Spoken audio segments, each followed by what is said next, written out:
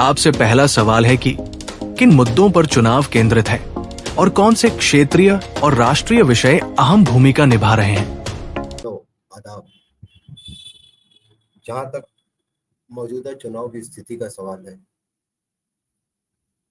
मुझे लगता है जमीन पर कटेंगे तो बटेंगे का इतना असर नहीं दिख रहा है। कम से कम हमारे इलाके में तो नहीं दिख रहा है, या हो सकता है मेरी नज़र वहाँ तक नहीं गई हो। हमारे यहाँ जो मुद्दे हैं वो वही है, जैसे बेरोजगारी, महंगाई और मुसलमानों में असुरक्षा की भावना जरूर है। लेकिन जहाँ तक मेरा ख्याल है कि मेन मुद्दा महंगाई, बेरोजगारी, यही सब है। और कामटी का तो बहुत बुरा हाल है। कामटी में पिछले 10 सालों से विकास के नाम पे कुछ भी नहीं हुआ है।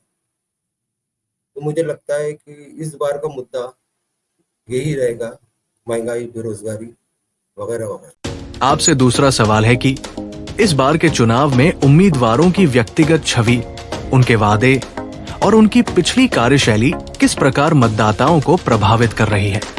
जहाँ तक उम्मीदवारों के ताल्लुक से है, तो मेरे ख्याल से मैदान में दो ही उम्मीदवार है। एक बीजेपी के चंद्रशेखर बावनकुळे और दूसरा कांग्रेस के भोयर, सुरेश भोयर साहब। जहां तक चंद्रशेखर बावनकुळे साहब का ताल्लुक है, उन्होंने मेरे ख्याल से जो पहली और दूसरी बार काम किया वो काफी हद तक अच्छा था। कामडी में काफी विकास के कार्य हुए, सब हुए। लेकिन अभी पिछले 10 सालों से, इस बार तो है नहीं वो, लेकिन मेरा जो उनका लास्ट टर्म था और ये जो पिछला जो 5 साल गया है, मेरे ख्याल से इसमें सिर्फ उन्होंने दो ही काम किया है, मंदिरों को फंड देना और दरगाहों को फंड देना। बाकी सड़कें और जनहित के और जो कार्यक्रम है, मेरे ख्याल से उस पर बिल्कुल ध्यान नहीं दिया गया, जिसकी वजह से कामटी की हालत बहुत खराब है। आप जाकर अगर यहाँ का बस स्टॉप देखोगे तो 4 फोकस जल रहा है। सिर्फ सामने जरा सी रोशनी आती है, आसपास का, पीछे का, साइड का सारा एरिया पूरा अंधेरा रहता है। आपको डर लगेगा वहां जाने में। ये हाल है कामटी के बस स्टॉप का। कामटी जैसे बड़े ग्रामीण म्युनिसिपल कॉर्पोरेशन है हमारे यहाँ, छोटे छोटे गांव के बस स्टॉप कितने खूबसूरत होते हैं, लेकिन यहाँ का बस स्टॉप देख के आपको डर लगेगा। मेरी बात पे अगर यकीन ना हो तो किसी दिन जाकर आप देख लेना। सड़कों की हालत आपने देखी है। नाले, नालियों का निजाम पूरा दरहम बरहम है। कचरे का बंदोबस्त बराबर नहीं है। और बाकी जो बड़े मुद्दे हैं, खेल के, बच्चों के खेल के मैदान, गार्डन, पार्क, वो सब आप देख कर खुद ही अंदाज लगा सकते हैं। इतने बड़े कामटी में आज तक एक गार्डन नहीं है जहाँ हम बच्चों को या फैमिली के साथ थोड़ा वक्त स्पेंड कर सके। बच्चों को खेलने के लिए ग्राउंड नहीं है। और ऐसे बहुत अनगिनत मुद्दे हैं जिस पर पिछले 10-15 सालों से किसी ने ध्यान दिया ही नहीं है। ग्राउंड का मामला तो खैर पहले मिलिट्री के इतनी सख्ती नहीं थी तो चल जा रहा था। वहां पर काफी ग्राउंड थे, रब्बानी ग्राउंड, टेम्पल गार्डन का ग्राउंड और भी बहुत सारे ग्राउंड। लेकिन अब तो मामला बहुत ही गड़बड़ हो गया। तो खेलने का वो हाल खराब है। गार्डन नहीं है, पार्क नहीं है, बस स्टॉप अच्छा नहीं है। और आप अगर बस स्टॉप का मामला देखोगे तो यहाँ से लेकर कलपत्रू कॉलोनी तक कोई भी बस स्टॉप जहाँ लोग खड़े रह सके ढंग का नहीं है। ऐसे अनगिनत मुद्दे, ये तो मैंने चंद गिनाए हैं। बाकी हो सकता है आगे याद आएंगे तो और याद याद दिलाऊंगा। आपसे तीसरा सवाल है कि मतदाताओं के बीच के मुद्दे, उनकी प्राथमिकताएं और क्या वे बदलाव की अपेक्षा कर रहे हैं या वर्तमान सरकार को समर्थन दे रहे हैं। एज ए वोटर मुझे लगता है कि जो मुद्दे देश में चल रहे हैं वही हमारे यहाँ। जैसे बेरोजगारी एक बहुत बड़ा मसला है जिसे कोई एड्रेस करने को तैयार नहीं। हमारे नौजवान अच्छा पढ़ लिख कर बेरोजगार घूम रहे हैं, और महंगाई की वजह से औरतें परेशान है। सब्जियों के दाम, अनाज के दाम जिस तरीके से बढ़ते जा रहे हैं, और कोई कंट्रोल किसी का नहीं लगता ऐसा। तो औरतें परेशान है, मर्द परेशान है, ड्यूटी करने वाले हजरात परेशान है कि जितनी तेजी से महंगाई बढ़ रही है उतनी तेजी से सैलरी नहीं बढ़ रही। ऊपर से परेशानी ये है कि मजहबी तशद्दुद बढ़ता जा रहा है, मुसलमानों में असुरक्षा की भावना है, और शीर्ष नेतृत्व, इनके जो शीर्ष नेतृत्व है खासतौर पे बीजेपी के, उनके जो बयानात आजकल चल रहे हैं वो मुसलमानों में खौफ पैदा कर रहे हैं। तो ना चाहते हुए भी मुसलमान अपने आप को अकेला महसूस कर रहा है, मुझे ऐसा लगता है। और सब मुसलमान इस मुद्दे से बहुत ज्यादा ही परेशान है। जिस तरह उसको साइड में लगाने की साइड में लगाने का काम चालू है, उससे मुसलमानों को बहुत तकलीफ है। बाकी मुद्दे तो आज नहीं कल सुधर भी सकते हैं, लेकिन इस ये जो पॉलिसी चल रही है इनकी, तो मेरे ख्याल से कम से कम हमारे इधर के माहौल में तो ऐसा लगता है जैसे महंगाई, ये धार्मिक कट्टरता और ये सब की वजह से वोटरों का मिजाज ऐसा लगता है कि सरकार बदलने का है। और हो सकता है कि यहाँ सरकार बदल जाए, क्योंकि बावनकुळे साहब ने भी पिछले 10 सालों में कोई खास ध्यान इस इलाके पर नहीं दिया है, मुझे ऐसा लगता है। आपसे चौथा सवाल है कि युवा मतदाता इस चुनाव में क्या भूमिका निभा रहे हैं और उनका रुझान किस ओर है। युवा वोटर्स, खास तौर पर जो फर्स्ट टाइम वोटर है, ये बहुत ही देखा जाए तो दुविधा में है का, अपने फ्यूचर को देखते हुए ये परेशान है, क्योंकि नौकरियां नहीं है और जिस तरह का माहौल दिन ब दिन होता जा रहा है, गवर्नमेंट की कोई स्कीमें नहीं है जो नौजवानों को रोजगार के ताल्लुक से हो। तो नौजवानों का रुझान तो मेरे ख्याल से बीजेपी के लिए बहुत ज़्यादा नाराजगी है। जिस तरीके से एजुकेशन महंगी होते जा रही है, और महंगी एजुकेशन के बाद जॉब की भी कोई गारंटी नहीं है, उसकी वजह से युवाओं में खास करके बहुत नाराजगी है रोजगार के ताल्लुक से, ऐसा मुझे लगता है। आपसे पांचवा सवाल है कि कौन से गठबंधन मजबूत हो रहे हैं और प्रमुख दलों की रणनीतियां क्या है। जहां तक मेरा ख्याल है, दोनों दलों की रणनीति वही है। एक कट्टर हिंदुत्व के उस पे इलेक्शन लड़ना चाह रही है, और एक संविधान बचाने के उस पे। और संविधान बचाने का मुद्दा मेरे ख्याल से महाराष्ट्र में बहुत अहम है, और जहां तक मेरा ख्याल है कि ये अपना असर भी दिखाएगा, क्योंकि और जहां तक स्कीमों का ताल्लुक है, करीब करीब जैसे लाडली बहना जो बीजेपी ने लाई, उसी तरह की एक स्कीम कांग्रेस ने लाई है, उसमें 2,500 रुपया है। तो इसका असर तो रहेगा, लेकिन मुझे लगता है कि जहां तक अहम मुद्दा है इस बार का, वो संविधान ही रहेगा, कम से कम हमारे विधानसभा क्षेत्र। आपसे छठवां सवाल है कि कामठी विधानसभा से महाविकास अघाड़ी के उम्मीदवार को वो कौन से फैक्टर है जो जीत दिला सकते हैं, या अगर हारे तो क्या क्या कारण होंगे आपके हिसाब से। जहां तक सुरेश भोयर साहब का ताल्लुक है, उनको अभी तक कोई मौका मिला नहीं है। मेरे ख्याल से उनका यही प्लस पॉइंट है। लोग एक बार उनको आजमाना जरूर चाहेंगे, क्योंकि लोग, कामठी के लोग 15 साल से बीजेपी को देख के मेरे ख्याल से आजमा चुके हैं, जिसका मुझे नहीं लगता कोई बहुत अच्छा नतीजा मिला है। तो मेरे ख्याल से भोयर साहब का प्लस पॉइंट यही है कि वो, उनको अभी तक मौका नहीं मिला, वो नए हैं। और जहां तक फैक्टर का ताल्लुक है,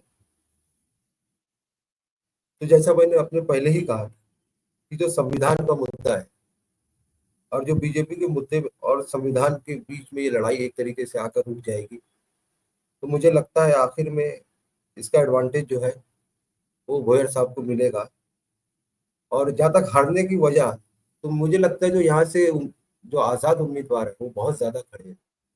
अगर उन्होंने ज़्यादा वोट ले लिया, तो मेरे ख्याल से फिर भोयर साहब को बहुत मुश्किल हो जाएगा। आपसे सातवां सवाल है कि कामठी विधानसभा से महायुति के उम्मीदवार को वो कौन से फैक्टर है जो जीत दिला सकते हैं, या अगर हारे तो क्या क्या कारण होंगे आपके हिसाब से। जहाँ तक बावनकुळे साहब का ताल्लुक है, जैसा मैंने कहा, उनका शुरू का 10 साल का जो कार्यकाल था वो बहुत अच्छा था।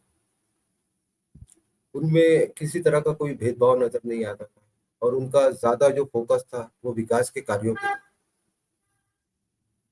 और उसके बाद के जो 5 साल थे और अभी जो 5 साल गुजरे, ऐसे ये जो 10 साल है, ये फोकस उनका विकास पे ना होकर धर्म पे ज्यादा। जहाँ तक बावन कुड़े साहब की हार और जीत का ताल्लुक है, वो वही है जो पूरे महाराष्ट्र में है। अगर धर्म चला तो महायुति भी जीतेंगे और बावन कुड़े साहब भी जीतेंगे, और अगर संविधान चला तो महाविकास अघाड़ी जीतेगी और बावन कुड़े साहब हार जाएंगे, ऐसा मुझे लगता आपसे 8वां सवाल है कि अगर आप विधायक बनते तो सबसे पहली कामठी की कौन सी समस्या हल करते? है। खैर, जहाँ तक विधायक बनने का ताल्लुक है, वो तो होने वाला नहीं है, क्योंकि ना सियासत कभी इलेक्शन लड़ने की इच्छा रही है, ना आगे कोई इच्छा है। लेकिन हाँ, अगर काम जो भी सांसद बने, हम चाहेंगे कि वो जो कामठी के बेसिक मुद्दे हैं, जैसे यहाँ साफ पानी, जो पीने का पानी है वो बहुत ही खराब है। और शुरू में मैंने जैसा बताया है, यहाँ पार्क, गार्डन, ग्राउंड, सड़कों की हालत, नालियों की हालत, अस्पताल की हालत, यही सब कामठी के हिसाब से ये बेसिक मुद्दे हैं जिसे हल करना बहुत ज़रूरी है। मैंने अपने शुरू में आपको ये भी बताया है, यहाँ के क्या नाम है, बस स्टॉप की हालत जो बहुत ही खराब है। मैं जब वो पहली बार देखा, मेरे साथ मेरे बच्चे थे, तो मेरी लड़की बोलती, पापा यार इसको देख के तो डर लग रहा है। दो चार फोकस चल रहे हैं, जहाँ हर तरफ सौंदर्यीकरण हो रहा है, खूबसूरत खूबसूरत बनाई जा रही है जगह को, कामठी जैसे बड़े इलाके में जहाँ इतनी आबादी है, पॉपुलेशन है, इतना खराब हाल देख के डर लगने लगा। तो ऐसे बहुत सारे मुद्दे हैं। और पानी से जुड़े समस्या अभी आपने देखा ही होगा, लोगों को कितनी तकलीफें हो रही है। नगर परिषद से ऐलान करना पड़ा कि पानी छान कर गर्म करके उबाल कर पिए, और पानी देखोगे आप तो पीला पीला अजीब सा आ रहा है।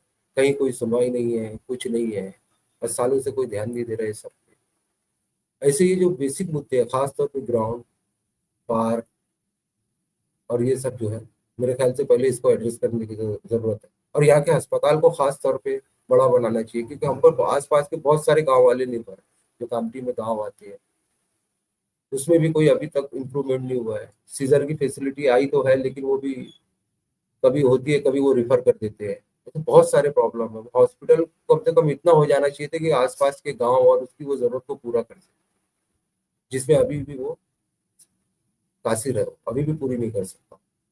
आपसे 9वां सवाल है कि कामठी विधानसभा क्षेत्र की और कौन कौन सी मुख्य समस्या है? कामठी की ज्यादातर समस्या तो शायद मैंने गिना दी है, लेकिन मुझे लगता है पहले यहाँ एक छोटी सी इंडस्ट्री हुआ करती थी। ड्रैगन पैलेस के पास में कई फैक्ट्रियां थी, जो अब बंद पड़ी है। इस ओर अगर ध्यान दिया जाए तो यहाँ के युवाओं को काफी हद तक रोजगार मिलेगा, और हमें रोजगार के लिए बाहर जो जाना पड़ता है उसमें बहुत कमी आएगी। तो एक समस्या मेरे ख्याल से ये रह गई थी हमारी बात में, जो अगर छोटा मोटा कोई इंडस्ट्रियल एरिया जो यहाँ पहले था, उसी को और डेवलप किया जाए तो ये कामठी के लिए बहुत अच्छा हो। आपसे आखिरी सवाल है कि भावी विधायक से आपकी मांगे कौन कौन सी है? देखिए, अब जो जीत के जो भी आए, बावन कुड़े साहब आए या भोयर साहब, मैं चाहूंगा कि जो मैंने ऊपर जितनी भी बातें गिनाई है उस पर काम हो। खास तौर पे आप कामठी में हर जगह देखोगे, किसी के भी मुंह से सुनोगे, क्योंकि यहाँ का फुटबॉल, कामठी एक तरीके से फुटबॉल के नाम से जाना जाता था। हमने भी काफी खेला है, स्टेट लेवल तक मैं खुद खेला हूँ। तो हम जहाँ जाते थे, कामठी को फुटबॉल और रपानी के नाम से जाना जाता। लेकिन अब इतना प्रॉब्लम है, ग्राउंड ही नहीं है तो बच्चे खेले कहाँ? सड़कों सड़कों के पहले बच्चे सड़कों पे खेल लेते थे, सड़कों पे ट्रैफिक इतना बढ़ चुका है। तो एक ग्राउंड कम से कम फुटबॉल के, एक क्या जरूरत तो कई ग्राउंड की है, लेकिन चलो शुरुआत हो जाए, बच्चों को ग्राउंड मिले, ये बहुत ही जरूरी है। और जैसा मैंने कहा कि भाई फैमिली के साथ एक अच्छा टाइम स्पेंड करने के लिए हमारे यहाँ कोई जगह नहीं है, कोई गार्डन नहीं है, हमको नागपुर जाना पड़ता है, जहाँ जाने में पैसे भी खर्च होते हैं, तकलीफ भी होती है। इतने साल से कामठी में एक गार्डन नहीं है कि जहाँ आप शाम को बच्चों को ले जाके च- घुमा सके, कुछ वक्त गुजार सके, ऐसा एक गार्डन नहीं है, कोई पार्क नहीं है। तो यही मूल समस्या है। और कामठी के लोग वैसे भी बहुत समाधानी लोग हैं, जो बेसिक बेसिक जरूरत है बस वही है, जो उनका हक था, जो जिसके लिए मांगना भी नहीं चाहिए था, पहले ही मिल जाना चाहिए था। अब ग्राउंड, बच्चों के लिए ग्राउंड मांगना पड़ रहा है, ये शर्म की बात है। ये हमारे लिए भी, और जो अब तक चुन के आए और काफी पहले से जो है, ये सबके लिए भी। हमें इतनी बड़ी सोसाइटी में आप कहीं भी जाओ, वहाँ एक पार्क तो होगा, एक गार्डन तो अच्छा होगा। हमारे यहाँ कुछ भी नहीं है। अजीब बदकिस्मत शहर है कानपुर, जहाँ कुछ भी नहीं है। तो हम जो भी ये चुन के आए, शायद बावन गोले साहब आए या सुरेश भोयर साहब है, हम यही चाहेंगे कि इस जो बेसिक है, जो होना ही चाहिए, बस वही कर दे। बाकी तो ठीक है, जो है वो होता रहेगा आगे।